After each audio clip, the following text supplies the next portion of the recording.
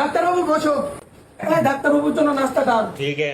খালি প্লেট? হ্যাঁ ঠিকই আছে, প্লেট আমরা দিলাম, খাবার অন্য জায়গা থেকে নেবা। এ কেমন নিয়ম?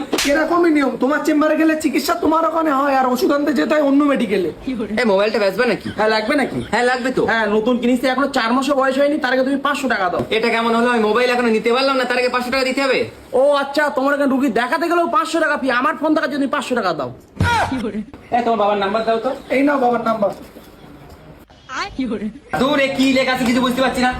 তোমার ওখানে গেলেও তো তুমি এমন ভাবে লিখে দাও, কিছু হাতামাতা বোঝা যায় না।